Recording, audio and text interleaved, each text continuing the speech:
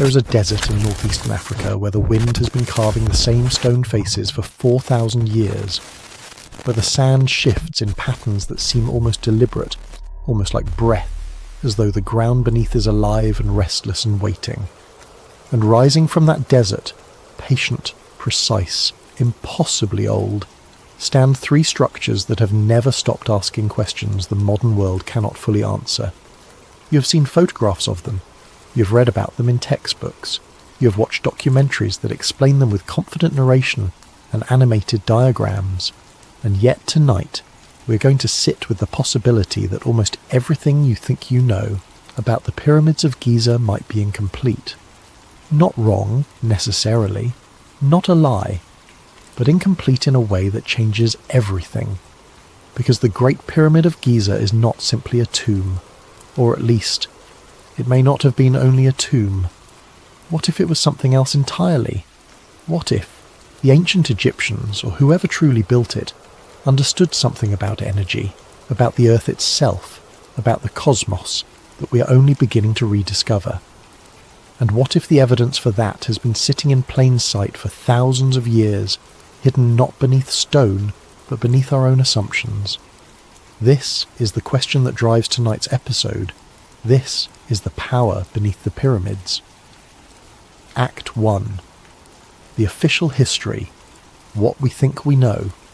Let us begin at the beginning, or at least at the version of the beginning that archaeology has handed us. Approximately 4,500 years ago, somewhere around 2560 BCE, the most ambitious construction project in the history of the ancient world began on a limestone plateau on the west bank of the Nile River. The man credited with commissioning it was Pharaoh Khufu, known to the Greeks as Cheops, the second king of the 4th dynasty of ancient Egypt. His monument, when complete, would stand as the tallest man-made structure on Earth for nearly 4,000 years. It would weigh approximately 6 million tons. It would contain an estimated 2.3 million individual stone blocks. And it would be aligned to the cardinal directions with a precision that, even today, humbles engineers who study it. The Pyramid of Khufu, what we now call the Great Pyramid, was not built alone. It anchors a complex that includes the Pyramid of Khafra, built for Khufu's son, and the smaller Pyramid of Menkaure, built for Khufu's grandson. Together, these three structures form one of the most photographed, most studied, and most argued about sites in the history of human civilization. Flanking them, seated in her eternal vigil, is the Great Sphinx, a monument whose age is itself a subject of ongoing scholarly debate. The mainstream archaeological understanding of the pyramids is in broad strokes this. They were built as tombs. Royal tombs on an unprecedented scale. Monuments to the divine status of the pharaohs they were meant to house. Temples to the sun god Ra and the afterlife god Osiris. Engineering triumphs produced by an organised workforce of tens of thousands of labourers. Not slaves, as the popular myth has long insisted, but skilled workers who were fed, housed, and given medical care by the state. We know this because we have found their villages, we have found their tools, we have found their graffiti, scratched into hidden chambers in the language of working men rather than priests. And yet, within this well-documented official history, certain facts have always resisted clean explanation. Consider the alignment. The Great Pyramid is oriented to true north with a margin of error of approximately 3/100ths of a degree. 3/100ths. The builders of the Middle Ages could not achieve that. The builders of the Renaissance could not achieve that. Even today, producing that level of precision with modern equipment requires careful, sustained effort. How did a civilization working with copper tools, wooden sledges and human muscle achieve it 4.5 millennia ago? The question is not rhetorical. It does not have a universally accepted answer. Consider the tolerances. British archaeologist Flinders Petrie conducted the most systematic early survey of the Giza Plateau in the 1880s, measuring everything he could access with the finest instruments available to him. What he found astonished him. The casing stones of the Great Pyramid, the polished white limestone blocks that once covered its exterior, were fitted together with gaps of no more than 1/50th of an inch. Petrie wrote that the accuracy of those joints was comparable to the finest optician's work of his own era. He was not a sensationalist. He was a meticulous, conservative scientist, and even he admitted that certain aspects of the construction baffled him. Consider the weight. The average stone block in the Great Pyramid weighs approximately 2.5 tons. Many blocks in the internal chambers weigh far more. The granite beams above the King's Chamber weigh between 40 and 70 tons each. Moving those blocks from a quarry hundreds of miles away across the Nile and into position at heights that eventually reach nearly 480 feet, using only human power and basic machinery, is, to put it plainly, staggering. Not impossible, but staggering. And the more precisely you examine the details, the more the conventional explanations begin to develop hairline cracks.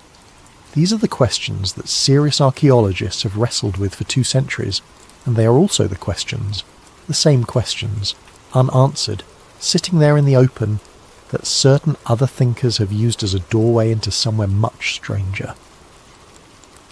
Act 2, The Anomalies, cracks in the official record. If you have ever stood inside the King's Chamber of the Great Pyramid, and very few people have, in the true silent darkness of it with the tourists and the guards and the noise stripped away, you would understand, viscerally, why it unsettles people.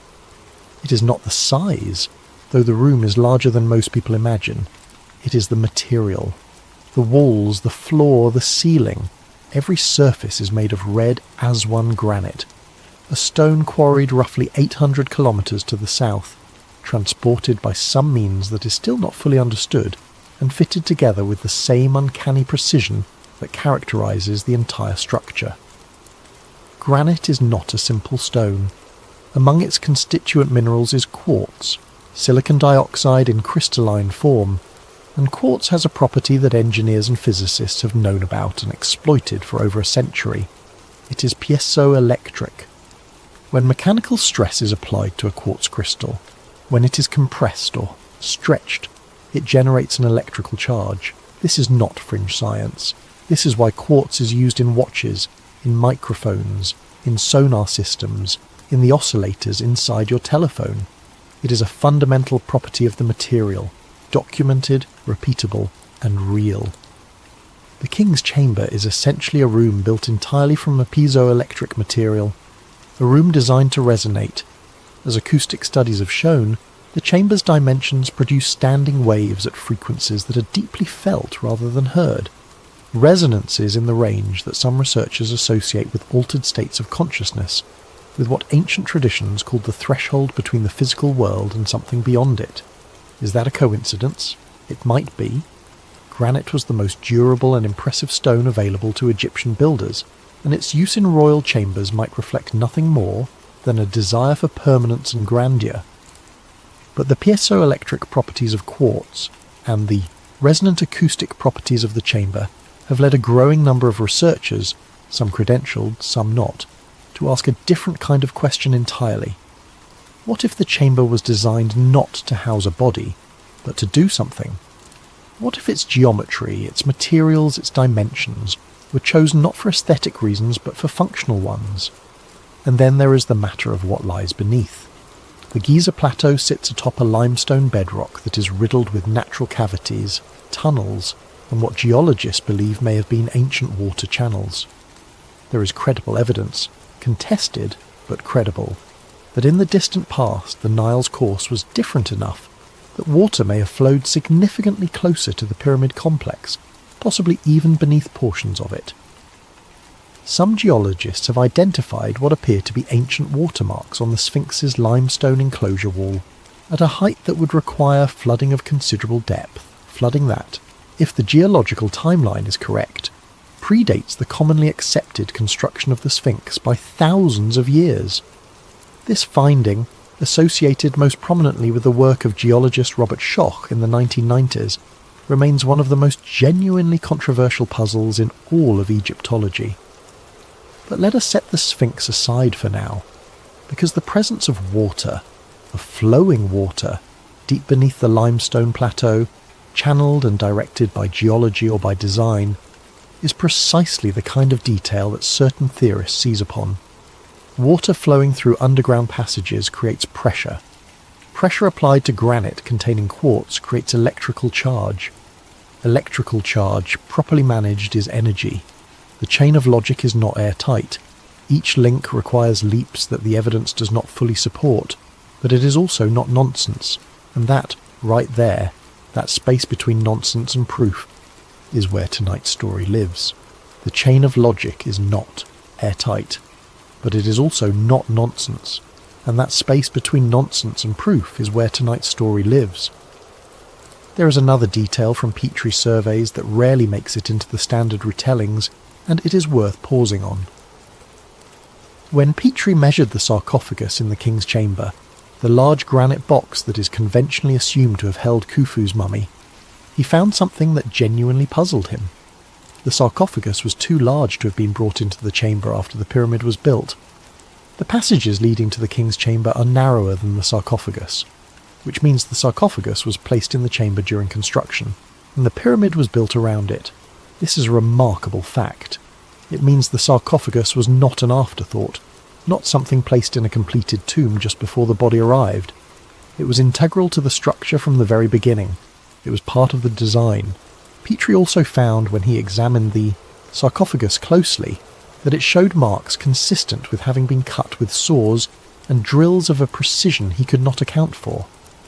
The cutting marks in the granite suggested the use of tools harder than anything known to Egyptian archaeology.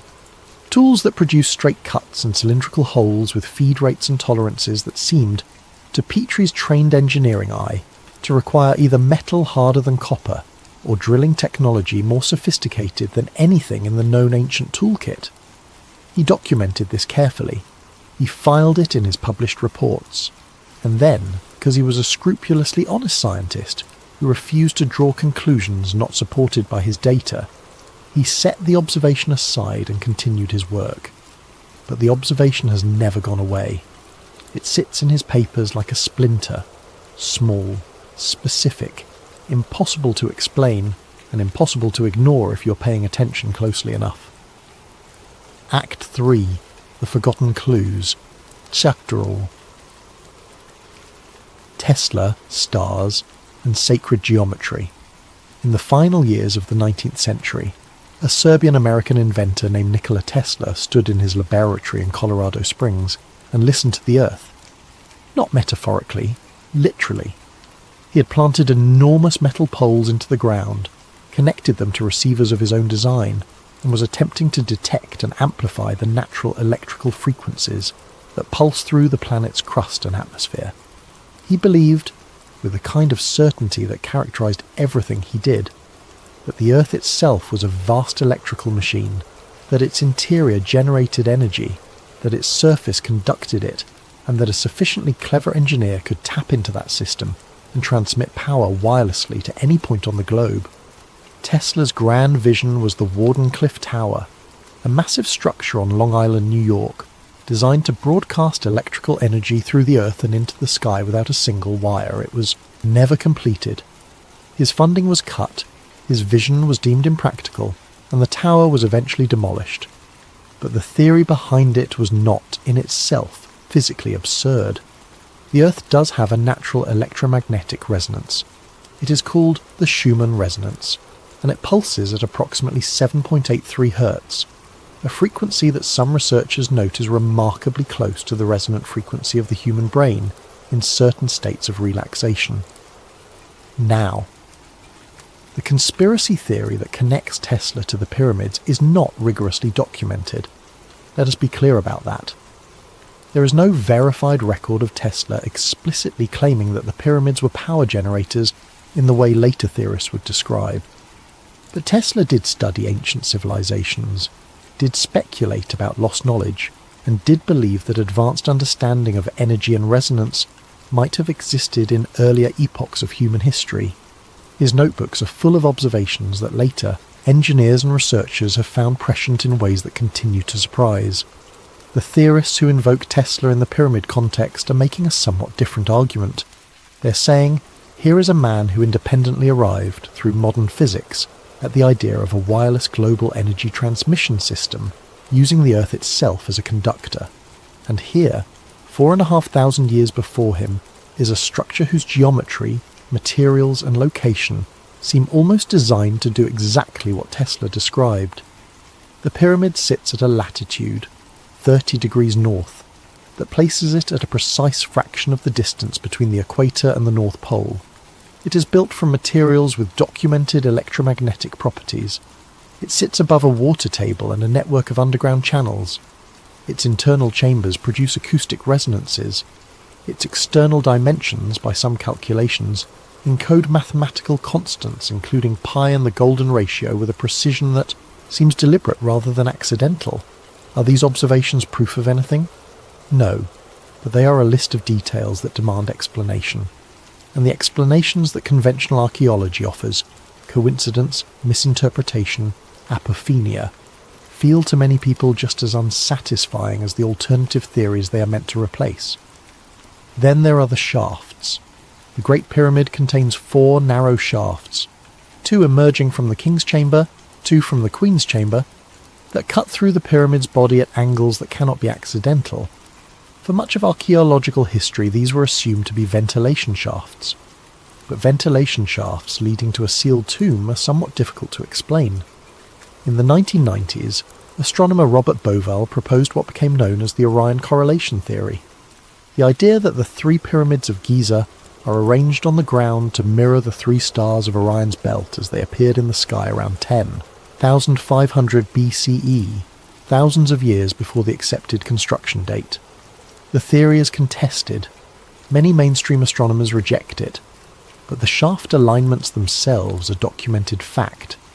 The southern shaft of the King's Chamber points toward the belt of Orion, and the northern shaft points toward Thuban, which was the pole star in ancient times. The Queen's Chamber shafts align with Sirius, the star the Egyptians associated with the goddess Isis, and with another star in the constellation of the Little Dipper. The Egyptians were sky watchers of extraordinary sophistication. Their entire religious and agricultural calendar was built around astronomical observation. The alignment of their monuments to stars was intentional, but whether those alignments were purely symbolic, monuments to the gods and to the pharaoh's journey through the afterlife, or whether they served some functional purpose related to energy or information, is a question that cannot yet be definitively answered. And perhaps that is the most honest thing we can say about it. Act 4. The Energy Generator Hypothesis. A machine. Hidden in plain sight, the most developed version of the pyramid as power plant theory belongs to a researcher named Christopher Dunn, a manufacturing engineer who spent decades working in aerospace and precision machining before turning his attention to the Great Pyramid in the 1980s. Dunn's background is significant. He was not a historian. He was not an archaeologist. He was someone who spent his career working with precision-cut metal parts, resonating chambers, and energy systems. And when he began examining the Great Pyramid through that lens, what he saw stopped him cold. Dunn published his theory most fully in a 1998 book titled The Giza Power Plant, and while it has been largely ignored by mainstream Egyptology, it has never been conclusively refuted. His argument, in simplified form, works like this. The Great Pyramid, he proposes, was a coupled oscillator, a device designed to convert the natural vibrational energy of the Earth into usable electrical power. The structure would work in several stages. First, the internal chambers, particularly the King's Chamber, would be tuned to resonate at a specific frequency. The natural harmonic energy of the Earth, amplified by the geological conditions beneath the plateau, would cause those chambers to vibrate. Second, the hydrogen gas generated by a chemical process in the lower chambers, a process that Dunn argues can be reconstructed from the pyramid's internal layout, would be ignited by the microwave energy produced by the resonating structure. Third, that reaction would produce a beam of microwave energy directed upward through the apex of the pyramid, the pyramidion, the capstone, which according to some ancient texts was made of electrum, a natural alloy of gold and silver with excellent electrical conductivity. Is this what happened? There is no physical evidence that any of this occurred. There are no chemical residues confirmed in the chambers that would support Dunn's hypothesis. The pyramidion is missing, lost or removed thousands of years ago, so its composition cannot be tested. The theory is detailed, technically coherent, and almost entirely unverifiable with the evidence currently available. But here is what is verifiable. The King's Chamber does resonate. Acoustic researchers who have studied it document standing waves and resonance patterns that precisely match the chamber's geometry. The granite of the chamber walls does contain quartz and does have piezoelectric properties. The pyramid's internal layout does include a series of chambers, shafts and passages whose engineering purpose has never been fully explained by the tomb theory. The pyramid's external dimensions do encode mathematical relationships that seem too precise to be accidental, and the structure as a whole does sit at a geophysical location whose electromagnetic and geological properties are genuinely unusual. None of that proves it was a power plant, but all of it suggests that the people who built it knew exactly what they were doing, even if we're not yet sure what that was, and that raises the most uncomfortable question of all. Who were those people, really? And where did they learn what they knew? Act 5. The Alien Connection.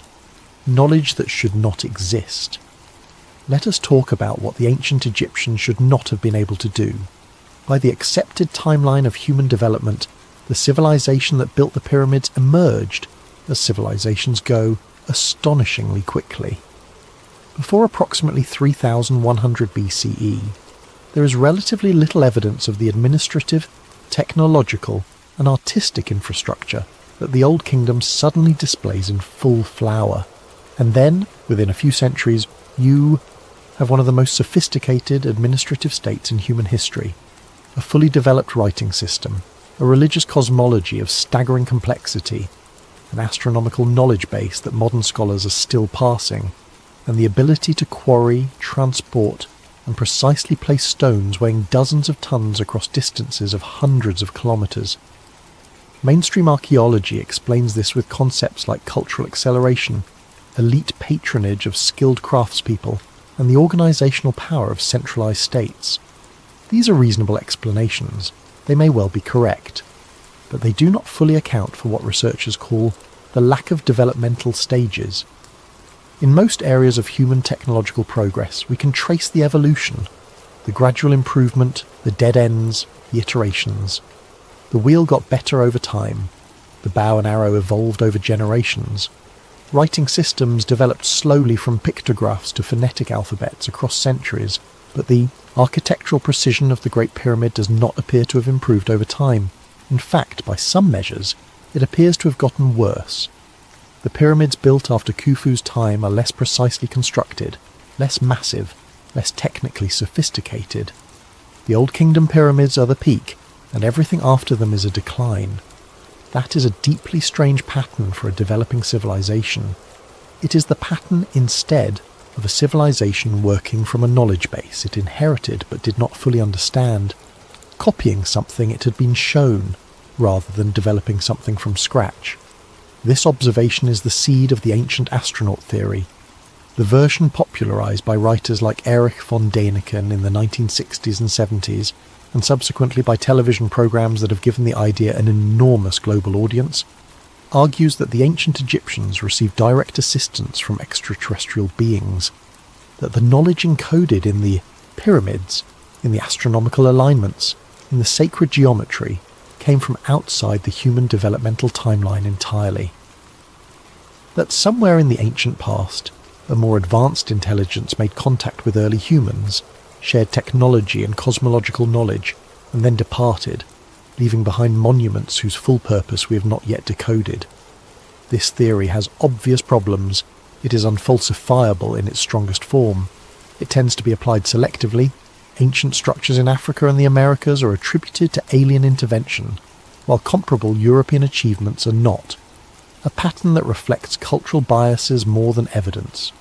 And it tends to underestimate ancient humans, who are just as intelligent as we are, capable of extraordinary achievements given time, motivation and resources.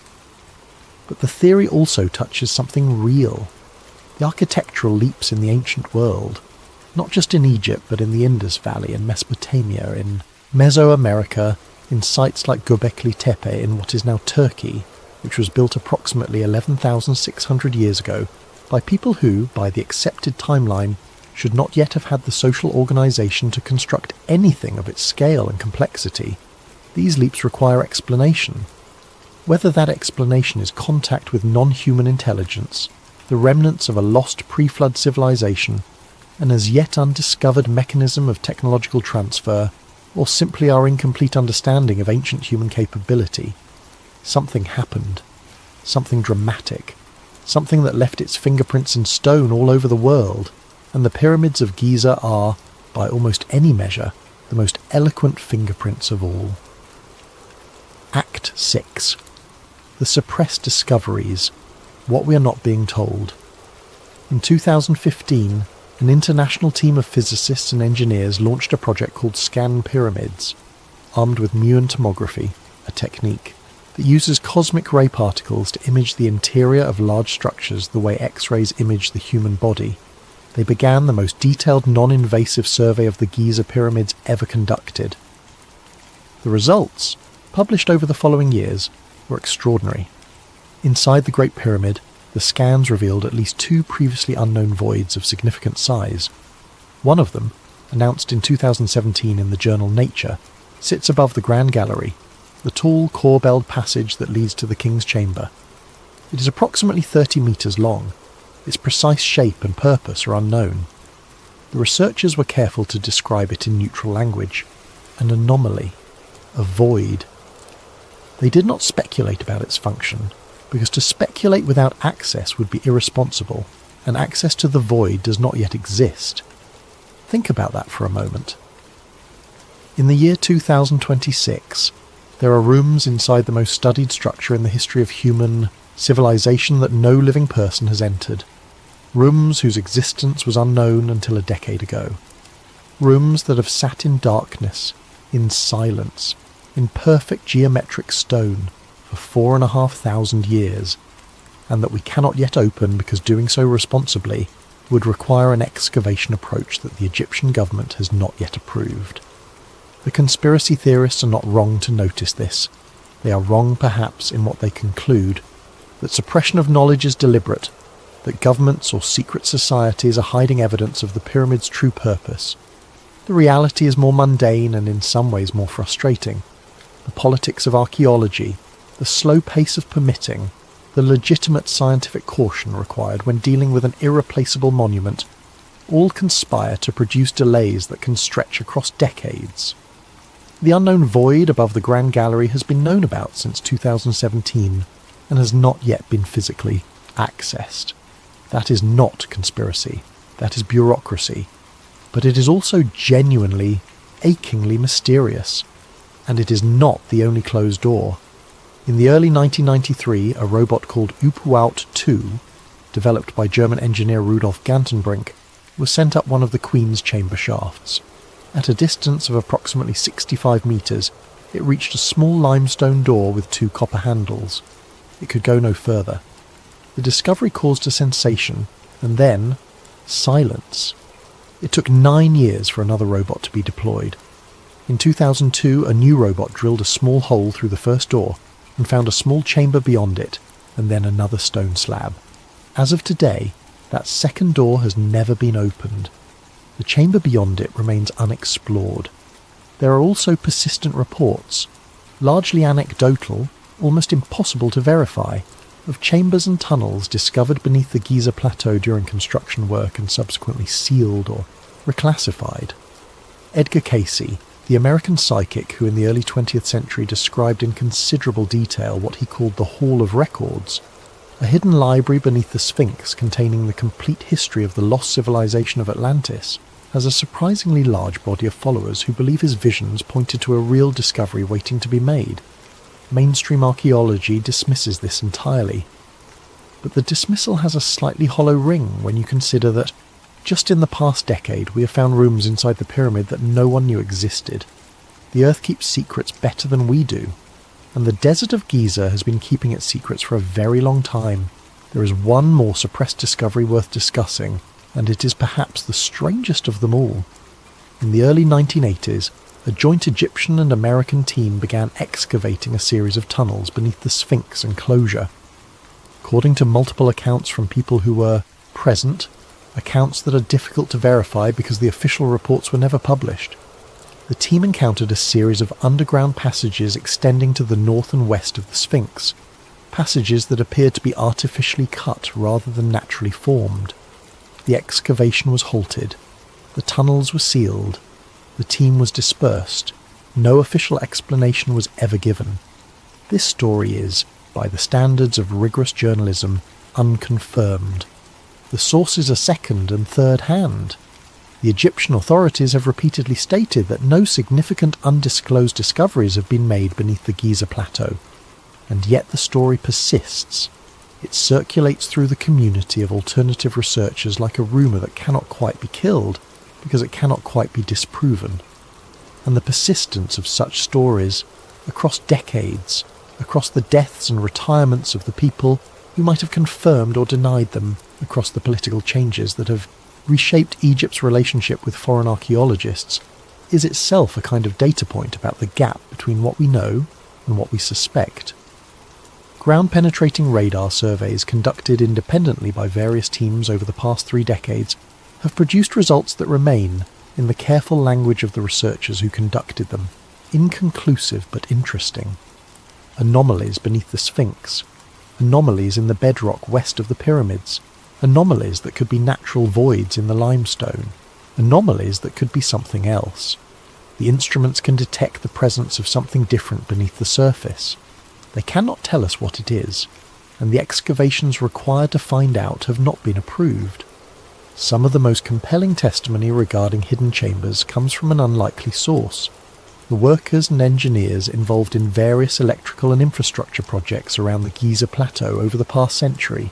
Egypt has been installing power, lines, water pipes, and communication cables around the pyramids for decades, and the excavation work involved has occasionally turned up tunnels, chambers, and passages that do not appear on any official map. Some of these have reportedly been documented, sealed, and removed from official records. Others have apparently been simply ignored, noted by the workers who found them, reported to supervisors who did not know what to do with the information, and subsequently forgotten in the accumulation of bureaucratic paper. We are not suggesting that a secret society of archaeologists is actively concealing the discovery of an ancient generator. We are suggesting something more banal and in some ways more frustrating, that the system for managing archaeological discovery around the most sensitive site in the world is imperfect, that things get lost in translation between field notes and official reports, and that the gap between what has been found and what has been published may be larger than anyone who has not worked in that system fully appreciates. That is not conspiracy. That is the ordinary friction of human institutions operating under conditions of political pressure, resource limitation, and the weight of too much history. But when ordinary friction produces extraordinary gaps in the record of the most extraordinary monument in human history, it becomes very difficult to look away. Act 7. The Global Network. Pyramids Without Borders. Here is where the theory becomes truly vast. The Great Pyramid of Giza is not alone. Across the surface of this planet, in cultures that had no documented contact with one another, in time periods separated by centuries and millennia, human beings built pyramids. They built them in Egypt, yes, dozens of them, stretching along the Nile from Giza in the north to Meroe in the south, spanning thousands of years of pharaonic civilization. But they also built them in Mexico, where the Pyramid of the Sun at Teotihuacan sits at the heart of a city whose builders are still not definitively identified. They built them in Guatemala, where the temples of Tikal rise above the jungle canopy in forms that echo, with startling closeness, the silhouette of the Giza complex.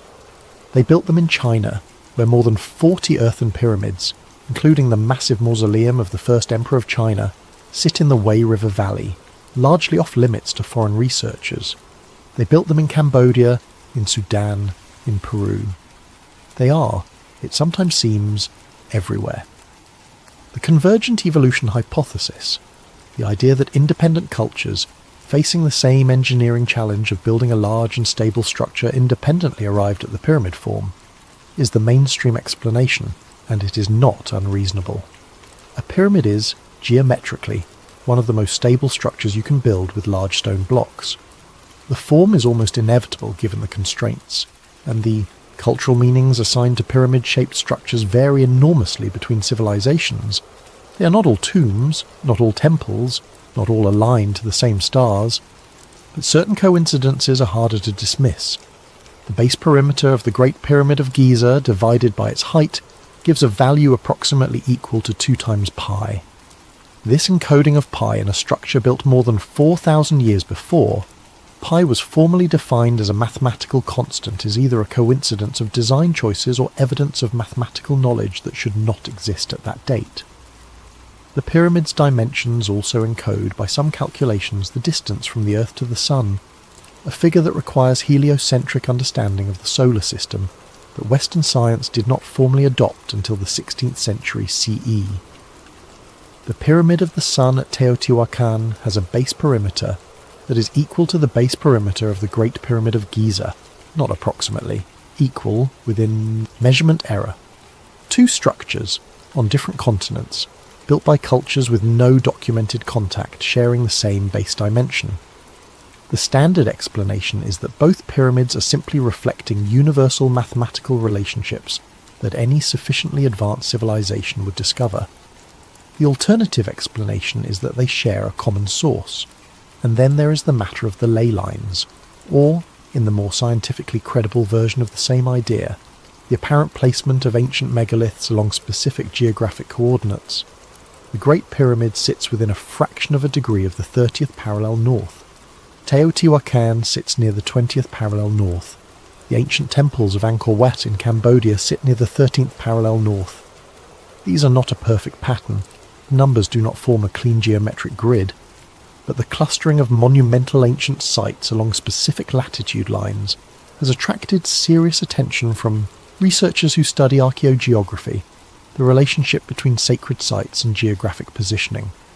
If the pyramids were energy generators, if they were designed to interact with the Earth's natural electromagnetic field, then their geographic positioning would matter.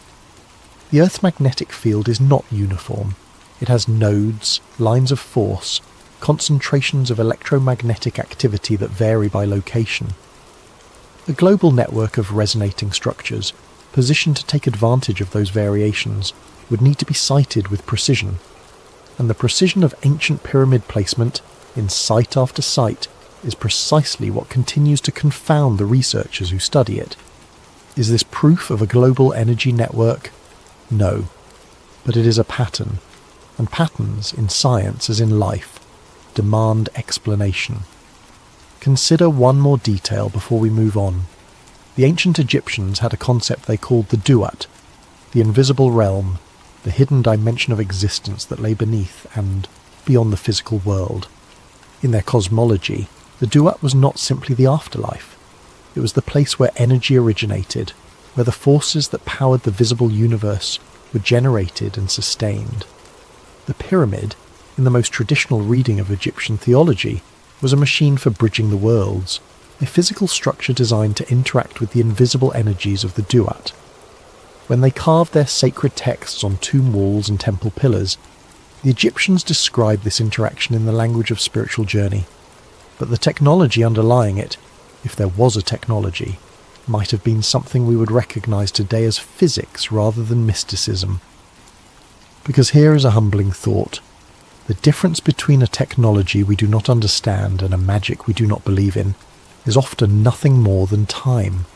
The people of the Middle Ages would have burned you for demonstrating a battery. The people of ancient Mesopotamia had no framework for understanding radio waves. Every generation of human beings has drawn a line between the known and the miraculous, and every generation has been surprised to find that line moving. Perhaps we are drawing ours in the wrong place. Perhaps the ancient Egyptians, in their language of gods and sacred geometry, and the energies of the invisible world, were describing something real, something verifiable, in the only vocabulary available to them. Perhaps the Duat was the electromagnetic field. Perhaps Ra, the solar power, was literally solar power. Perhaps the journey of the soul through the pyramid's inner chambers was a metaphor, or a memory, of something that once actually happened there. We cannot know. Not yet. Maybe not ever. But the possibility sits in the desert, patient as stone, waiting for the question to be asked clearly enough that the answer can finally be heard. Act 8.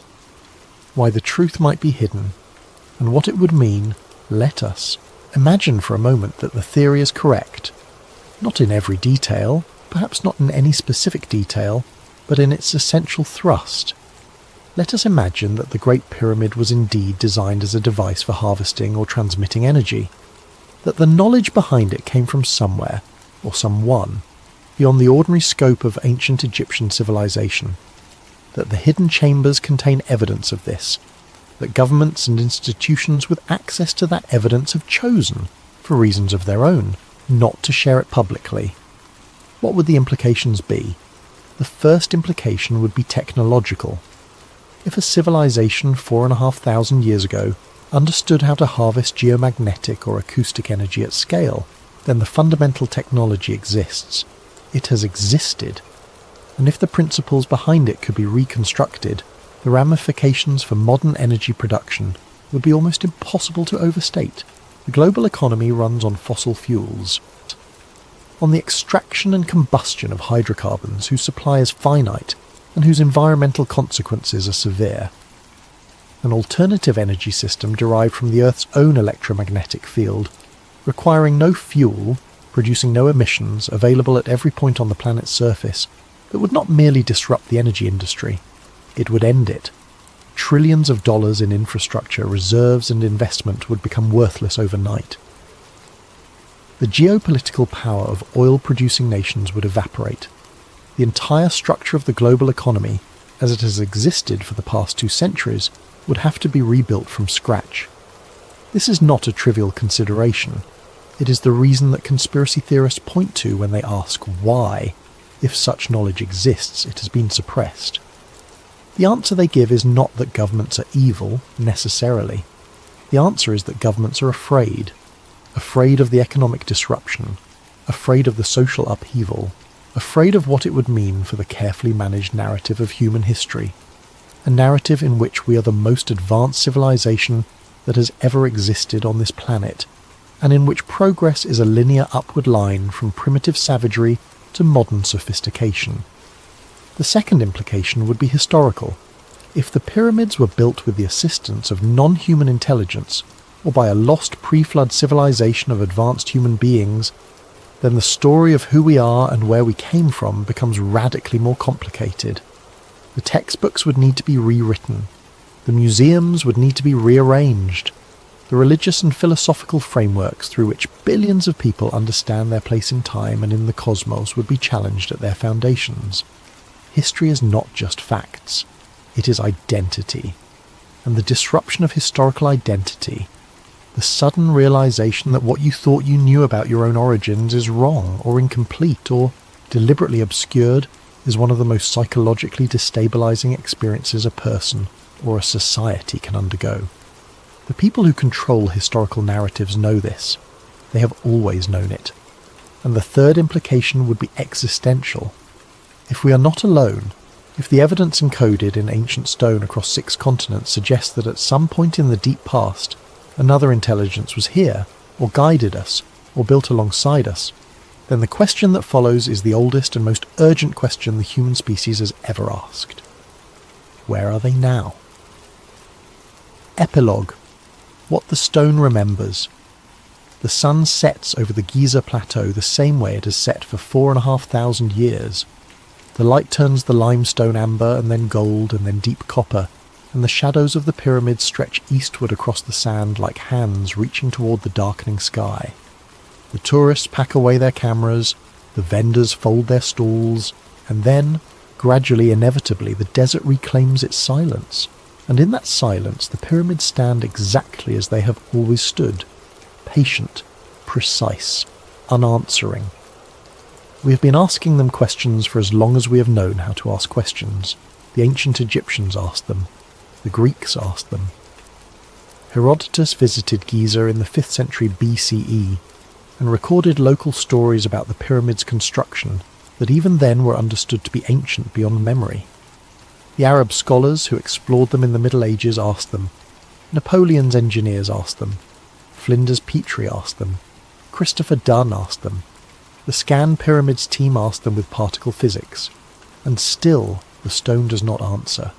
Or rather, it answers in the only language it knows, with geometry, with alignment, with the precise weight of granite carefully placed, with the angle of a shaft that points to a star 400 light-years away, with a hidden room that has been empty and dark for 45 centuries waiting for someone to open a door.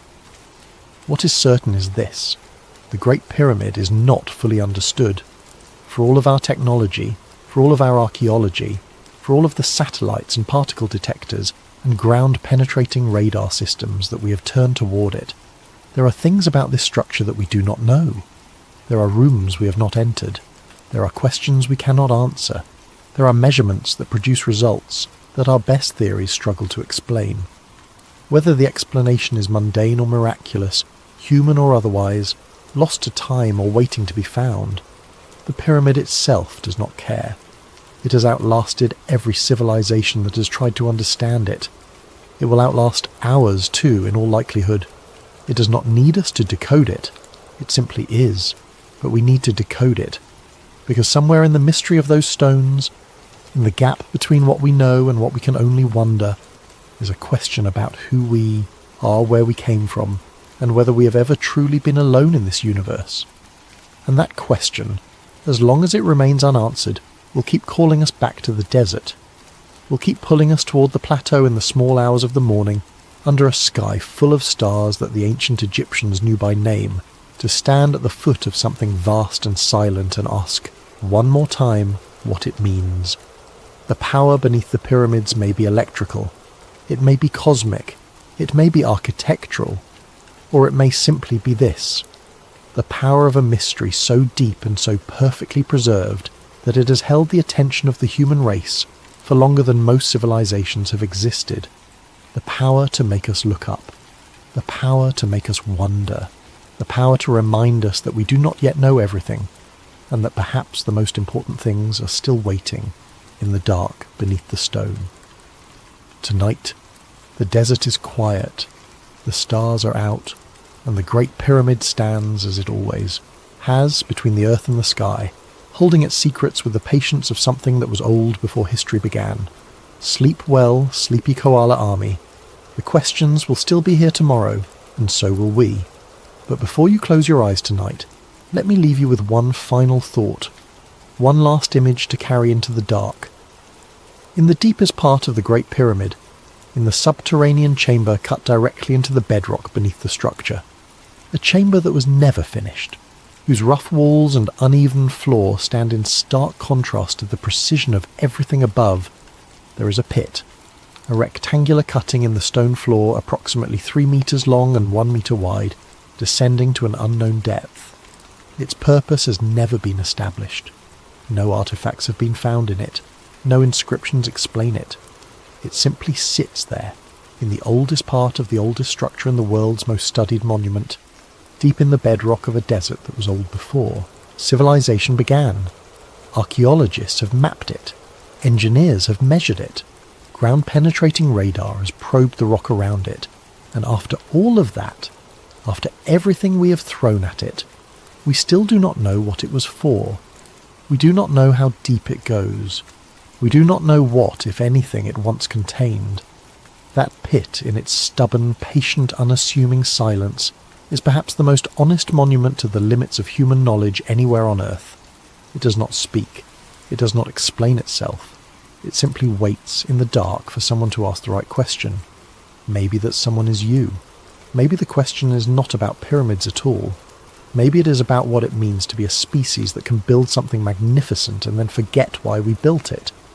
Maybe it is about the nature of time itself, and how thin the membrane is between the civilization that we are and all the civilizations that came before us, civilizations we barely know and may barely deserve to know, given how carelessly we have treated their memory. Or maybe the pit is just a pit. Maybe the pyramid is just a tomb.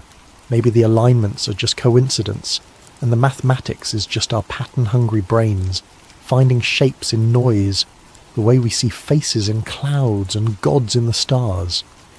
Maybe all of this.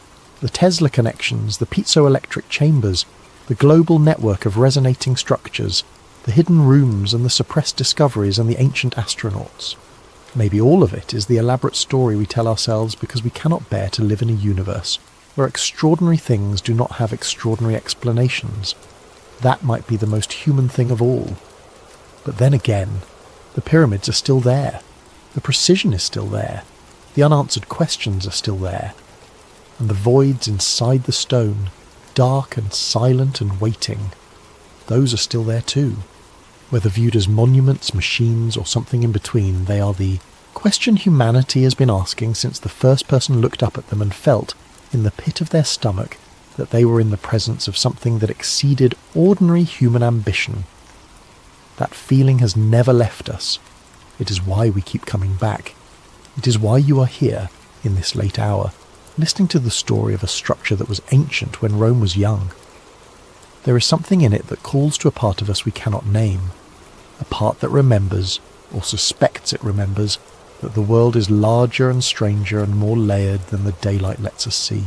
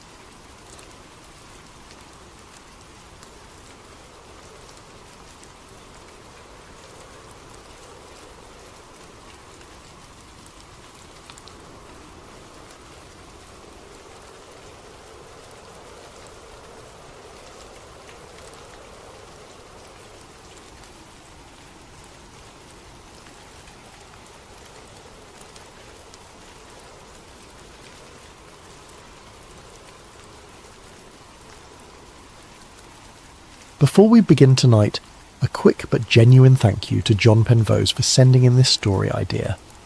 It is one of those topics that sat in the back of my mind from the moment I read the suggestion, and I knew we had to cover it in the way it deserves. If you have a story you want to see explored on this channel, a conspiracy, a mystery, a historical deep dive, something that has kept you up more than once, drop it in the comments below.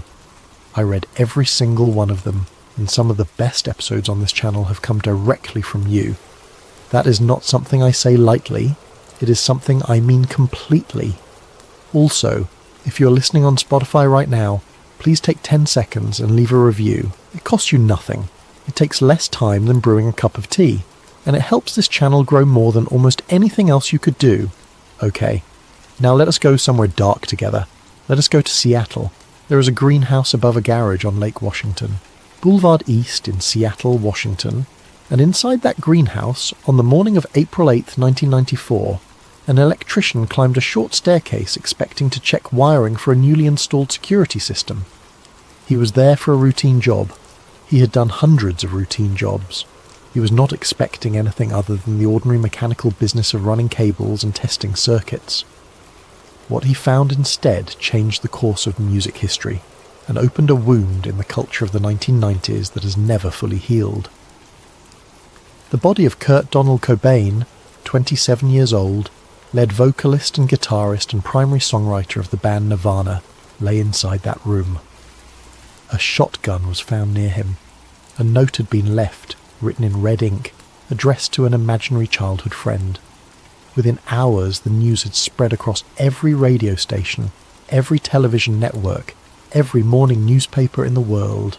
The official ruling from the Seattle Police Department came with what seemed like clarity: suicide. And for most of the world, that ruling closed the door on the story of one of the most important musicians of the 20th century. It gave the grief a shape. It gave the incomprehensible a word, and for most people, the word was sufficient.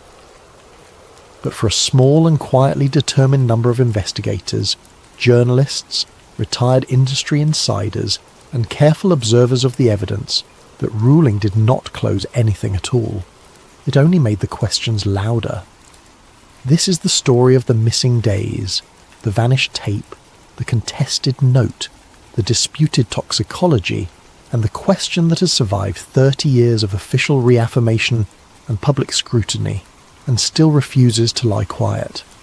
Who was Kurt Cobain in the final weeks of his life, and what was he preparing to say to the world? Part 1. The making of a reluctant icon. To understand the conspiracy, you first have to understand the man. And to understand the man, you have to go back to the beginning, to a place that most people outside the Pacific Northwest have never visited and many have never heard of. Aberdeen, Washington sits approximately 100 miles southwest of Seattle, positioned between the Chehalis River and the raw, rain-soaked coast of the Pacific Ocean. It is the kind of town that accumulates in a person: the grey sky, the timber industry's boom and bust rhythm, the particular brand of working-class isolation that comes from being geographically remote and economically precarious. All of it presses into the people who grow up there in ways that do not always announce themselves immediately, but eventually become impossible to ignore. Kurt Donald Cobain was born on February 20th, 1967, to Donald and Wendy Cobain. His father worked variously in automotive and service industry jobs. His mother worked in service and retail. The family was not wealthy, but they were not destitute in those early years, and by most accounts from people who knew him then, the young Kurt Cobain was a bright and strikingly sensitive child. He drew constantly, filling notebooks and loose sheets of paper with characters and creatures and scenes from his imagination. He sang around the house unprompted.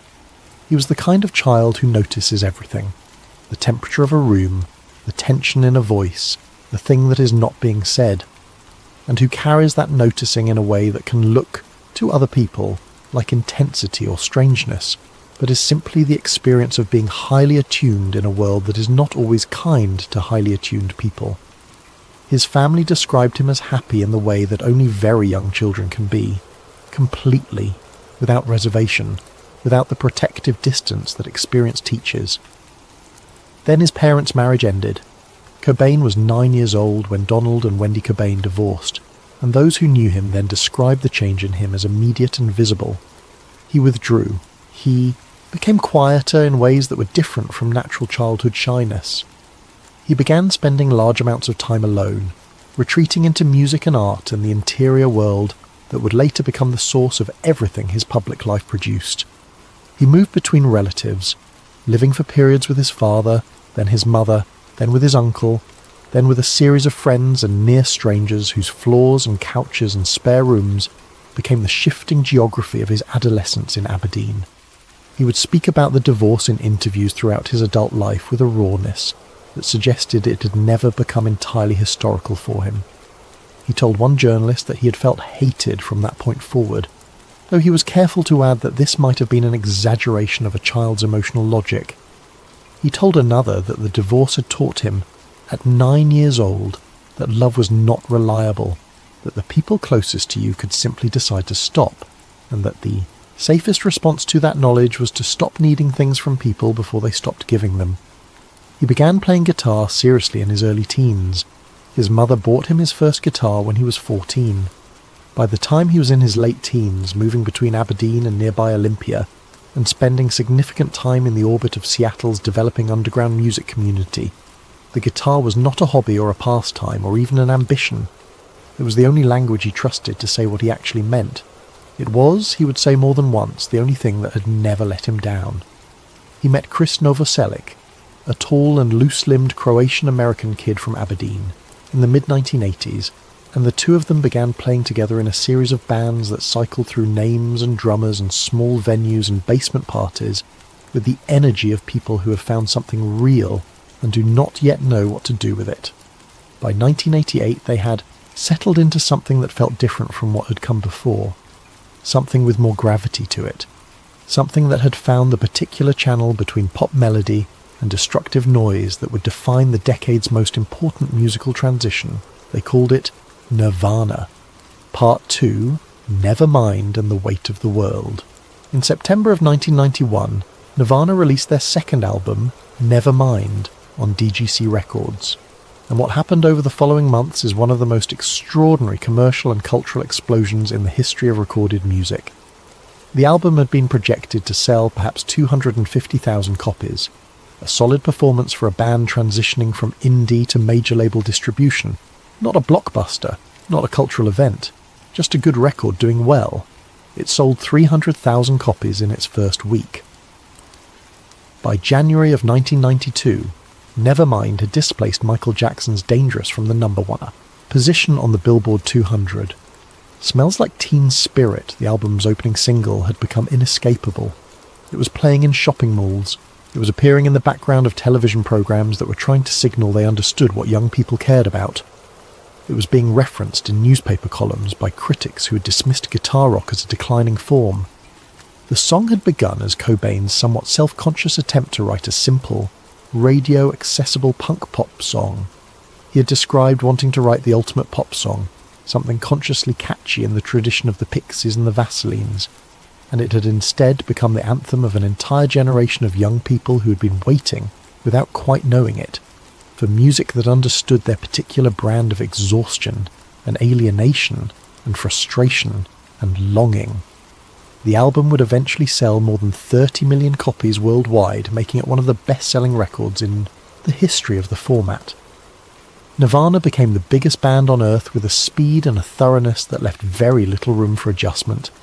And Kurt Cobain, who had spent most of his childhood sleeping on other people's floors and dreaming of a way out of Aberdeen, found himself standing at the centre of a cultural and commercial machine of staggering proportions, and discovering, with something approaching horror, that he did not know how to live inside it. The fame was not abstract. It was physical and relentless and present at every moment of his life, in ways that had no precedent in his experience. Photographers followed him to grocery stores. Journalists analysed his lyrics in academic publications and music magazines simultaneously. His marriage to Courtney Love in February of 1992 was covered as a celebrity event, dissected for what it supposedly revealed about his psychology and his choices and his character. Their daughter Frances Bean was born in August of that year, and her birth was immediately a matter of public interest in ways that Cobain found deeply disturbing. He had been suffering from a chronic and painful stomach condition, a burning, cramping abdominal pain that had gone undiagnosed for years despite numerous medical consultations, and the stress of sudden, total, unavoidable fame made it worse. He had found, by some point in this period, that heroin provided relief, not just from the physical pain, though he described it that way in interviews and in his journals, from the noise of everything, from the relentless demand of being the person that millions of strangers had decided to need. Heroin quieted it, and the quiet, however temporary, however dangerous, was something he had been chasing for a long time. The machine did not care about any of this. The machine wanted more. The record label wanted the next album. The press wanted the next interview, the next controversy, the next angle on the story of the reluctant rock star who had accidentally become the voice of a generation. The stadiums around the world that Nirvana now filled wanted the performance of that contradiction, the anger and the tenderness, the noise and the melody, to be delivered on schedule and repeated indefinitely. Cobain gave interviews in which he said he was embarrassed to be in a successful rock band. He wore dresses on stage. He dedicated songs sarcastically to sponsors and to the corporate structure of the industry surrounding him. He seemed to be doing everything possible to make himself less famous, to disrupt the image, to introduce noise into the signal. Every disruption was absorbed by the machine and repackaged as part of the appeal. He could not make himself less famous. He could not make the world stop watching.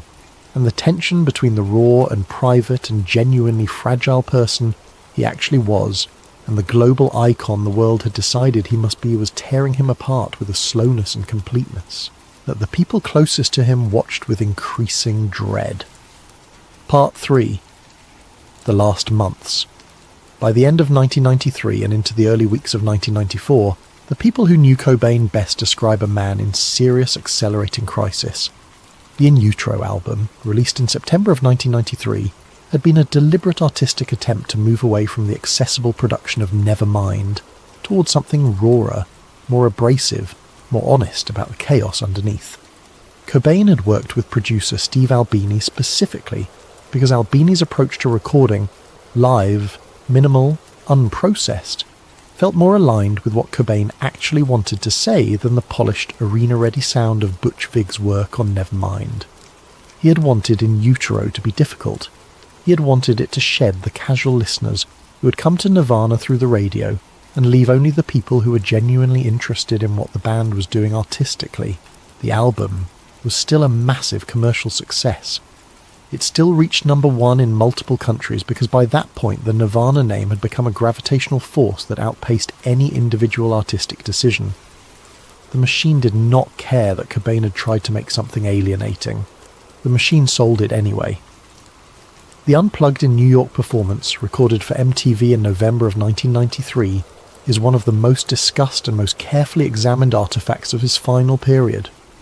The setlist leaned heavily on quieter material and covers, songs by the Meat Puppets, by David Bowie, by Lead Belly.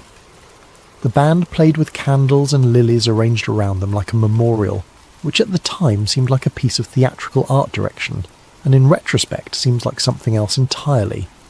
His performance of Where Did You Sleep Last Night, the traditional folk song most famously associated with Lead Belly, is one of those rare moments in recorded music where you can hear someone operating at the absolute outer edge of what they can emotionally sustain.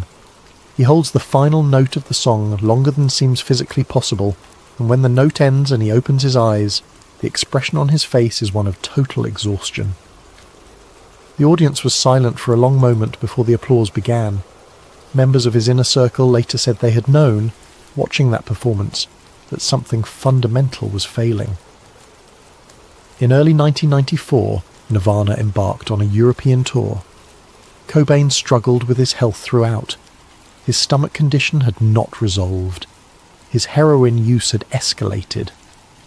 In Rome on March 4th, he was found unresponsive in his hotel room at the Excelsior. The public statement at the time described the event as an accidental overdose of prescription drugs combined with alcohol.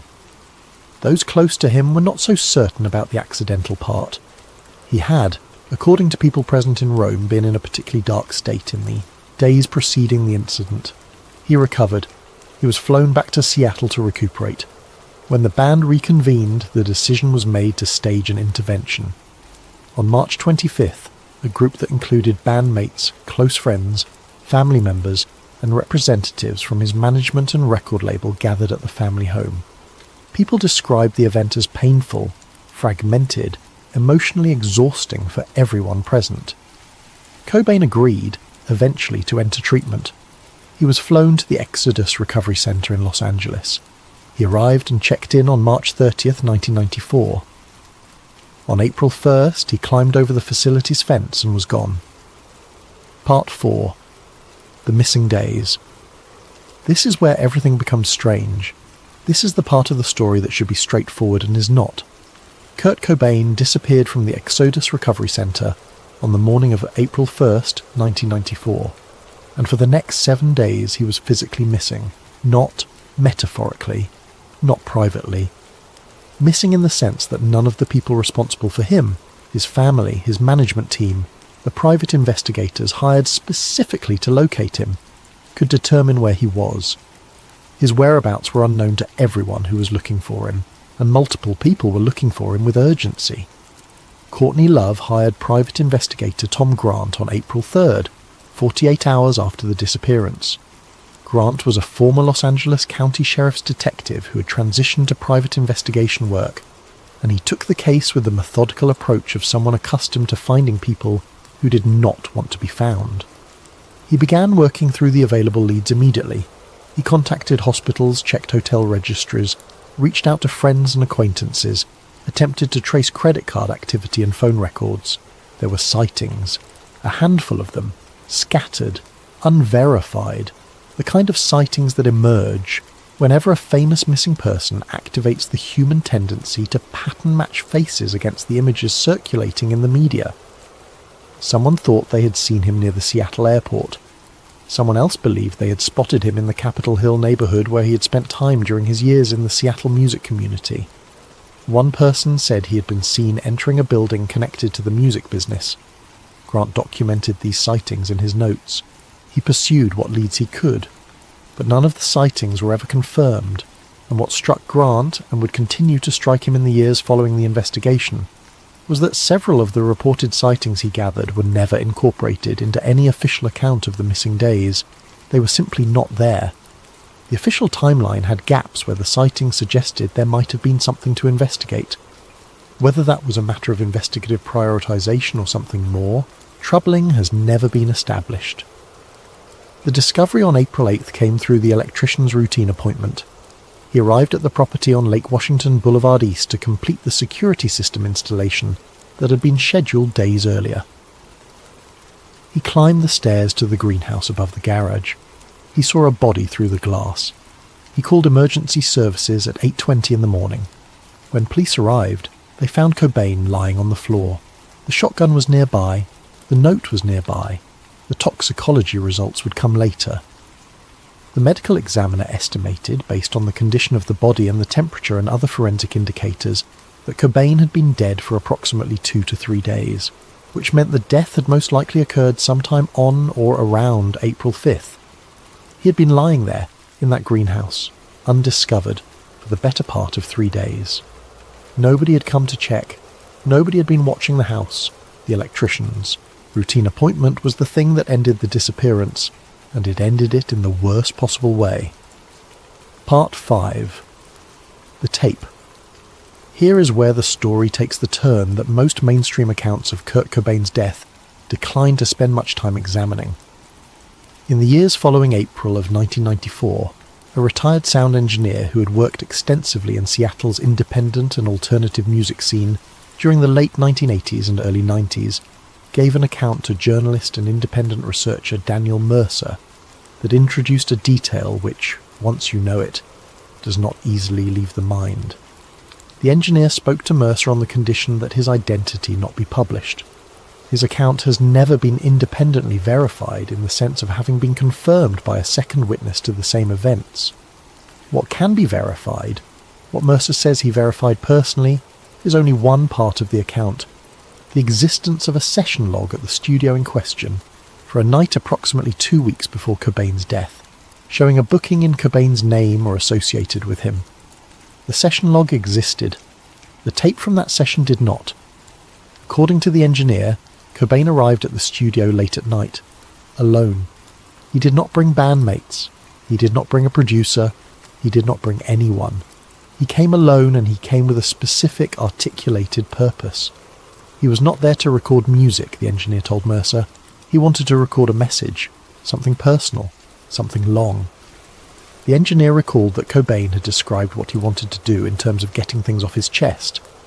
The session was run as a standard recording session in terms of the technical setup: a microphone, a recording booth, the normal apparatus of a studio environment, but the content was entirely verbal. Cobain was in the booth for what the engineer estimated to be several hours. The engineer was not monitoring the content of what was being recorded in real time. He was managing the technical side of the session, ensuring the levels were right, keeping the equipment running, doing what engineers do. He did not know what Cobain was saying. He did not ask. When the session ended and Cobain was ready to leave, the engineer said the departure was relatively quick. Cobain seemed, by the engineer's account, calmer than he had appeared when he arrived. Whether that calm was relief or exhaustion or something else, the engineer could not say. Cobain left. The engineer locked up the studio. The tape was still in the machine when he left for the night. He assumed Cobain would return for it, or that someone would collect it on his behalf. He did not give it more thought for a significant period. When Mercer investigated the studio years later, he found the session log. That much was verifiable. But the tape was absent from the studio archives. No record existed of when it had been removed. No record existed of who had removed it. No inventory.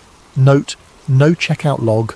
No indication of whether the tape had been claimed by Cobain, his estate, his management, his label, or anyone else. It had been there, and then it had not been there, and the space between those two conditions was entirely undocumented. The engineer, when Mercer returned to him with this information, confirmed again with clarity that Cobain had not taken the tape when he left the studio that night. The tape was in the machine. The engineer had seen it there. He locked the studio and the tape was inside. Beyond that, he could not account for it. Mercer spent years pursuing the question of where the tape had gone. He contacted former studio employees. He reached out through industry channels to people who had worked adjacent to Cobain's professional orbit during that period. He submitted records requests. He followed leads that dissolved into dead ends. Nothing. The tape, if it had ever existed, had been removed from the record as completely as if it had never been there. And what Cobain might have said in those hours, what he had needed to get off his chest in a private studio session in the last 2 weeks of his life, remains, as of this recording, entirely unknown. Part 6. The Industry Machine. By early 1994, Nirvana had generated revenues measured in the hundreds of millions of dollars. Their back catalogue, their touring operation, their merchandise empire, their licensing agreements. All of it represented an economic infrastructure that sustained not just the band itself, but layers of management, label staff, legal professionals, merchandising companies, booking agents, promoters, and ancillary businesses whose livelihoods depended in whole or in part on the continued commercial functioning of the Nirvana enterprise. And Kurt Cobain was, in those final months, growing increasingly and openly hostile to it. This is not speculation or interpretive license applied after the fact. It is documented across his interviews, his journals, his letters to friends, and the accounts of nearly everyone who spent meaningful time with him during his last year of life. He resented the way the music industry worked. He resented the way that genuine artistic expression was identified, packaged, commercially distributed, and systematically drained of the meaning that had made it real in the first place. He resented what he understood as the exploitation built into the standard model of label-artist relationships, the contractual structures that gave labels enormous control over artists' work, the accounting practices that could produce situations where enormously successful musicians ended up with far less money than the scale of their commercial impact would suggest. He had spoken in interviews about wanting to renegotiate his relationship to fame and to the industry structures surrounding him. He had told friends that he felt trapped in a way that had nothing to do with heroin and everything to do with the institutional commitments that made it essentially impossible to simply stop. Some people who spent time with him in those months described conversations about a future that looked radically different from his present, making music in small rooms for people who genuinely cared about it, without stadium tours and without the machinery of commercial promotion, and without the feeling of being a product managed by people whose primary interest was extracting value from him. Others describe him talking about speaking out more directly and more specifically about the way the industry treated the people who actually created the content it sold. Given what we know now, and what was knowable then by anyone who had spent time close to the mechanisms of the major label system, Cobain's anger was not irrational or unfounded. The contracts signed by developing artists in the 1980s and early 90s were frequently structured in ways that would be considered exploitative by any objective standard. Advances that required recoupment from artist royalties before the artist saw $1 of their sales percentage, merchandise deals structured to give labels or management a majority cut of revenue the artist had generated purely through the power of their own name and image. Recording contract options that gave labels the right to bind an artist to multiple additional albums on terms that could not be renegotiated, regardless of how the artist's commercial power had grown in the intervening time. Cobain had experienced all of this firsthand. He was one of the most commercially successful artists in the world, and he was also, by multiple accounts, someone who felt genuinely and materially constrained by the structures that surrounded his success. If he had decided to use the global platform that Nirvana's success had given him to speak about these things specifically, naming practices, naming terms, describing in detail the mechanisms by which artists were controlled and the ways those controls operated to the benefit of industry entities at the expense of creative workers. The financial and reputational stakes for the people and institutions he might have named would have been enormous. This is the context that gives the missing tape its most troubling possible dimension. Not a certainty of foul play, not an accusation, but a context in which the stakes of what might have been said were genuinely high enough to create motivation for those who would have had reason to prefer the tape not exist. Part 7. Tom Grant and the record that would not close. Tom Grant entered the picture as a professional private investigator hired to find a missing person, and he left it as one of the most persistent and controversial voices in 3 decades of public debate about the most scrutinized death in the history of rock music. Grant had spent years in law enforcement before transitioning to private work. He was methodical by training and by temperament. When he was hired on April 3rd, 1994, he approached the search the way he had been trained to approach any missing person case, systematically, with attention to inconsistencies and anomalies, building a timeline from verified facts and treating unverified information as unverified until it could be confirmed. What he found over the course of his investigation during those final days, and what he continued to find in the years of review that followed, was a case that contained enough genuine inconsistency to make a professional in his field deeply uncomfortable with a rapid conclusion. He documented everything. He kept audio recordings of phone conversations with relevant parties during the period of the active investigation. He maintained detailed written notes. He preserved the records of his investigation in a form that he eventually made publicly available, and those records became a primary source for anyone who wanted to engage seriously with the questions the case raised without being forced to rely on secondary accounts of what Grant had found. Over the years following April of 1994, Grant gave hundreds of interviews. He was consistent on certain core points. He believed the investigation had moved too quickly. He believed there were questions about the timeline that had not been adequately addressed. He believed there were aspects of the physical evidence that merited more scrutiny than they had received. He stopped short of naming any specific person as responsible for any specific alternative explanation. His position was, at its most precise, that the case deserved to be treated as an open investigation rather than a closed one, and that the institutional pressure to reach a rapid conclusion had resulted in a ruling that was not sufficiently supported by the thoroughness of the investigation that preceded it. The Seattle Police Department reviewed the case multiple times over the following decades and reaffirmed the ruling of suicide on each occasion. In 2024, 30 years after the death, the department released a collection of photographs from the scene that had been held in evidence since April of 1994. The release came in response to a public records request and generated significant media coverage. Some observers felt the images confirmed the official conclusion. Others focused on details they found ambiguous or inconsistent with their understanding of the evidence. The department's position did not change.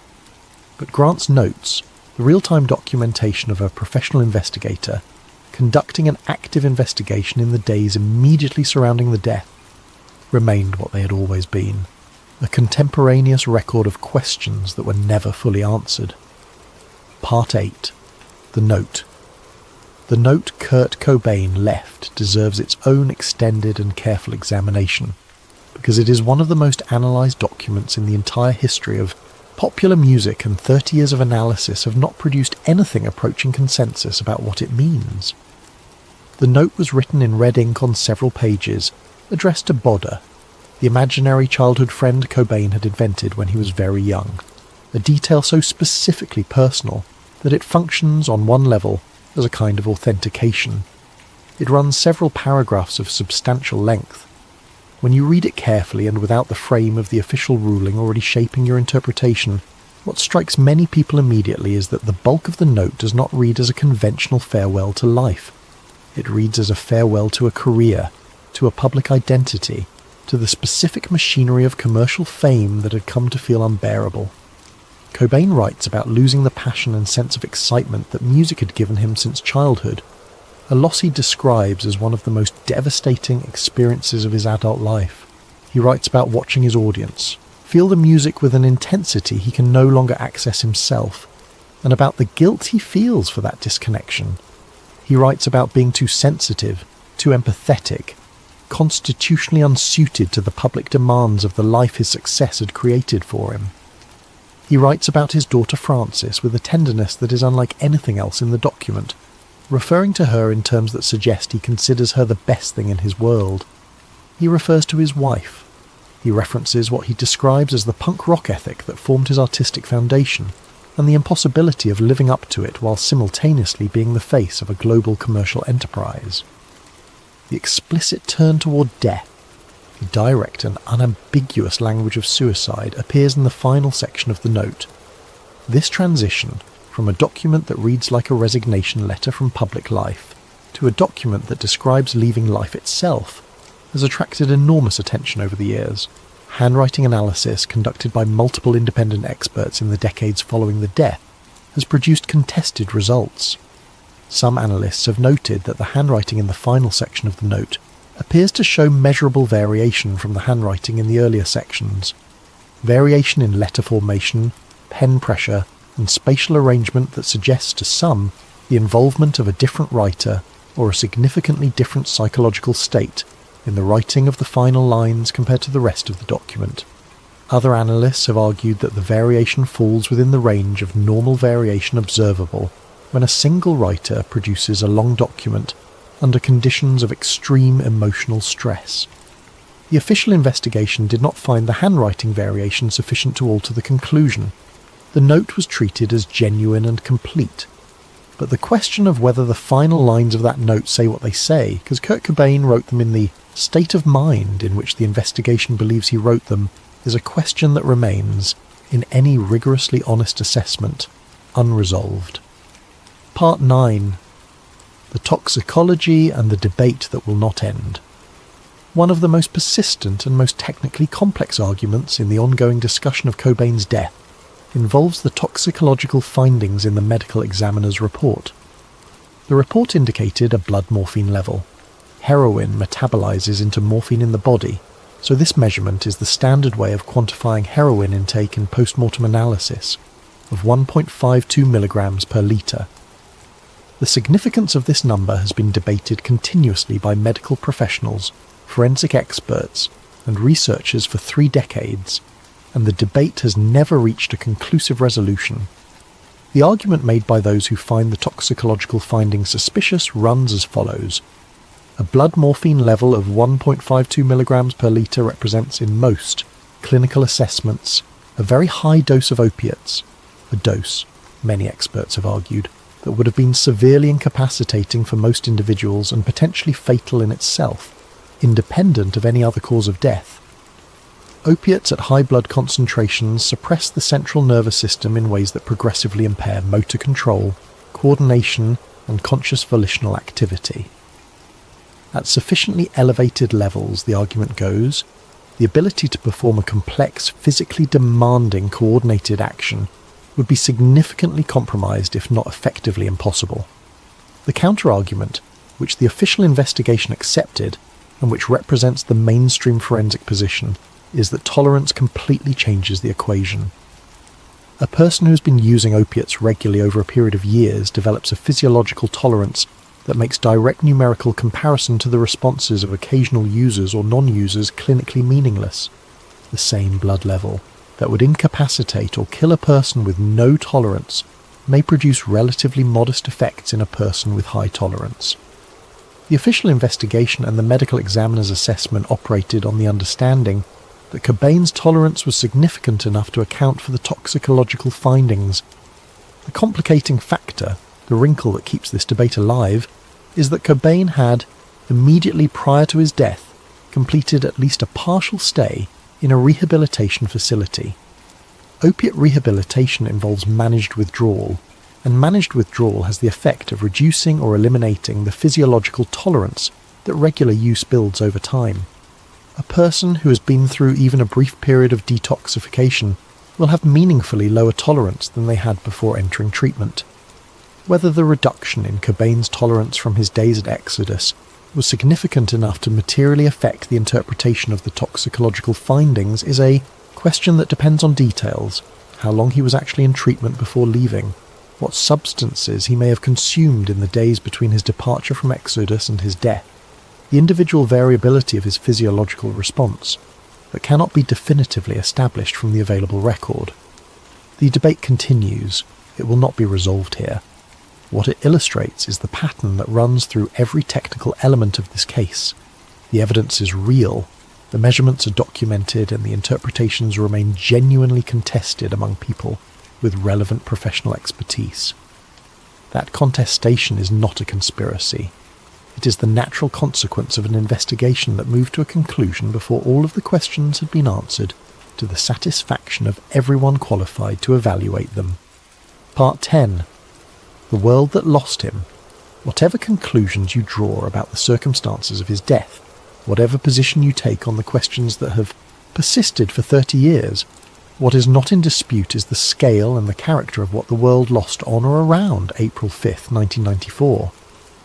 The outpouring of grief that followed the discovery of his body on April 8th was unlike almost anything that had come before it in the cultural history of popular music.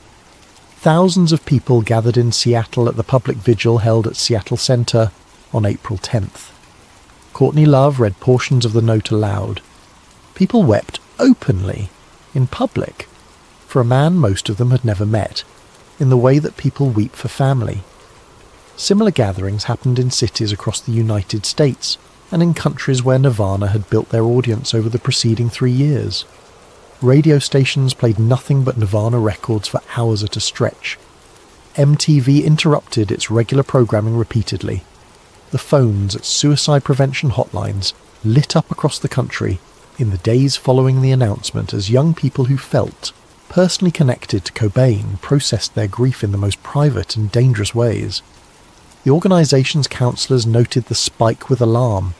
He had meant something to an entire generation, in a way that very few public figures ever managed to mean something, not as a distant celebrity whose existence you appreciated, but as a presence that understood you, that had reached through the noise of the world and found the specific frequency of your loneliness and your anger and your tenderness, and reflected it back in a form that you recognized as completely true.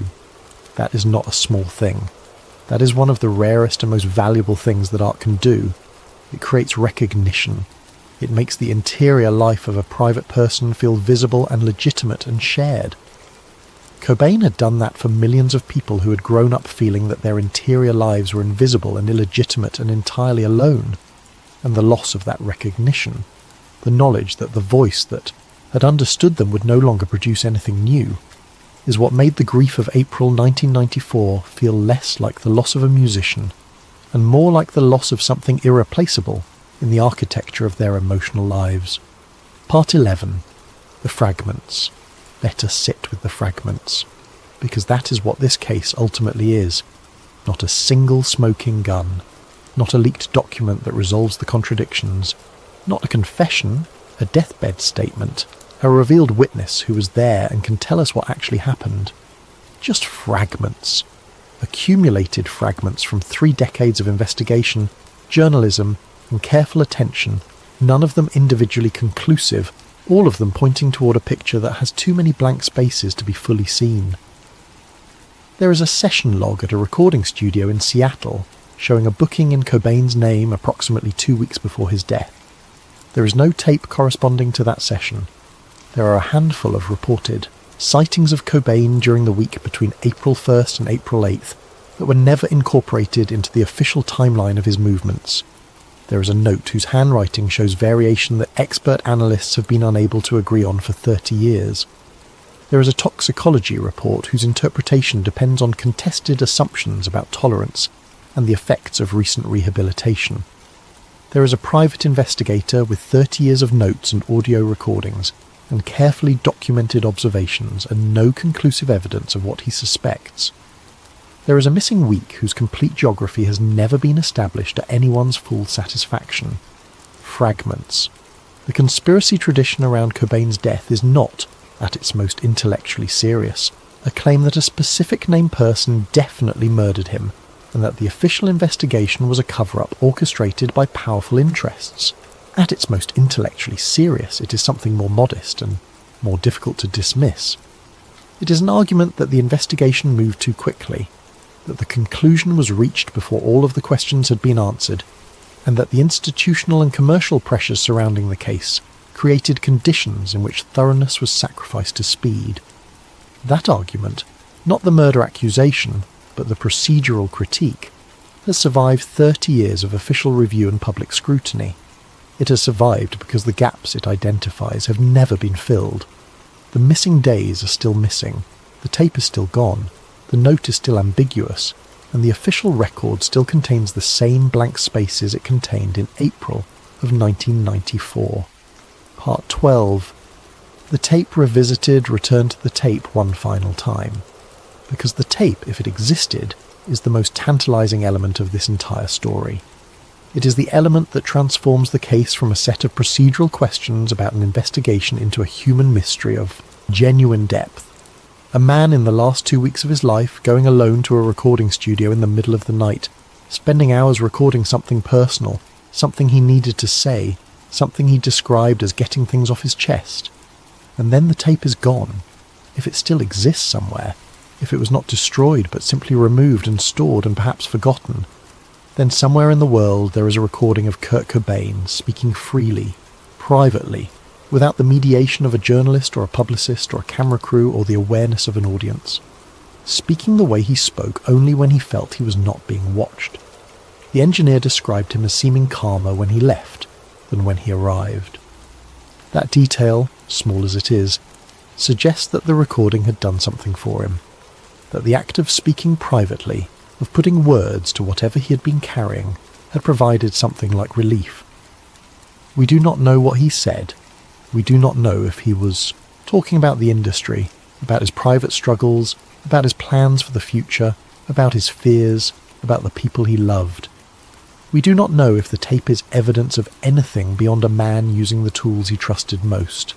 A microphone, a recording booth, the act of speaking into something that listened, to process an interior experience that had become too heavy to hold silently. The absence of the tape is not proof of anything. Absence proves nothing. Things are lost constantly in the ordinary course of the world's business without the involvement of any sinister intent. But in the context of everything else that is absent from the account of Kurt Cobain's final days, the missing week, the unlogged sightings, the unexplained removal of the tape from a studio archive, the absence is one more blank space in a picture that has too many of them. Part 13.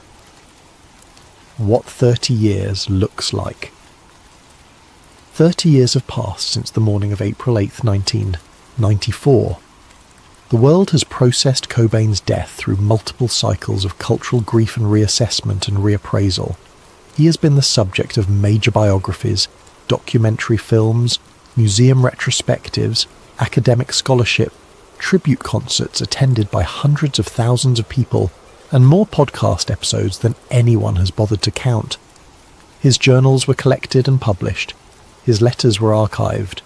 The Unplugged in New York performance became one of the defining concert recordings in the history of the format.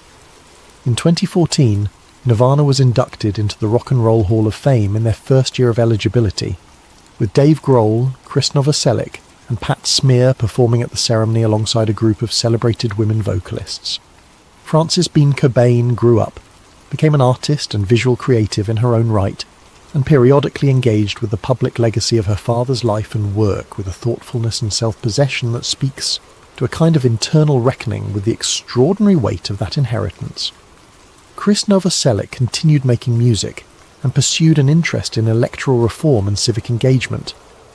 Dave Grohl built Foo Fighters into one of the most consistently successful rock bands of the generation that followed, and has spoken with evident care and emotional honesty about his experiences with Nirvana and what Cobain's death meant to him personally. The music endured. That is the most important thing. The music endured in the way that only genuine art endures, not because it was preserved institutionally, though it was, but because it continued to find new ears among people who had not been alive in April of 1994 and who encountered it the way every generation encounters the art that matters to it, as something that seemed to have been made specifically for the interior of their particular experience. The questions endured too. They endured because the human impulse to fully understand the death of someone who mattered does not expire on a schedule. We want a complete account. We want a narrative that does not leave days unaccounted for, tapes untraced, notes ambiguous, or toxicology contested. We want the story to make sense all the way to its end. When it does not, when official investigations move quickly to conclusions that leave open questions behind them, when records are incomplete and archives are missing materials and witness accounts are not incorporated, the mind does what it has always done. It fills the gaps. Not all gap-filling is equal. Some conspiracy theories are elaborate, internally contradictory constructions built from motivated reasoning and wishful thinking, and the need to believe that catastrophic losses always have someone responsible for them. But some are something else. Some are simply the refusal to accept that a person who mattered deserved less than a complete and honest accounting of what happened to them, and that refusal, however imperfect the theories it generates, is not an unreasonable thing. Part 14. The Engineer's Last Account. Daniel Mercer, in the final piece he published about his years of research into the case, describes one last conversation with the retired sound engineer. By this point the engineer was elderly, and his health was declining. He understood, Mercer wrote, that he might not have many more opportunities to discuss what he knew. His memory of specific details from 30 years earlier had softened and shifted in the way that all human memory does over time. He was uncertain about some of the specifics, the exact date, the precise length of the session, the details of what Cobain had looked like when he arrived compared to when he left. But on one point he was completely and consistently clear. He had not imagined the session. He had not constructed the memory from something else. Kurt Cobain had come to that studio alone late at night and had spent several hours recording something deeply personal, and when the engineer had locked up the studio at the end of that night, the tape was inside. He had not taken it. He had never claimed to know who had. He did not know if the tape had been destroyed. He did not know if it had been claimed by someone with a legitimate reason to have it. He did not know if it still existed somewhere, but he believed it did. He used the word waiting more than once in Mercer's account of their final conversation. He said the tape was waiting somewhere. He said the things Cobain had needed to say were on that tape, preserved in whatever condition 30 years of storage had left them. The engineer died in 2017. He never heard what was on the tape. Mercer published his account the following year, and the tape, if it exists, is still wherever it has been since the night or the day or the week, when someone removed it from a recording studio in Seattle and carried it out of the public record into the silence that has held it ever since. Epilogue: the official record and the human record. The official record is clear. The Seattle Police Department ruled the death of Kurt Donald Cobain a suicide. That ruling has been reviewed and reaffirmed on multiple occasions by the department and by independent forensic review. The medical evidence, as interpreted by the examining authorities, supports it.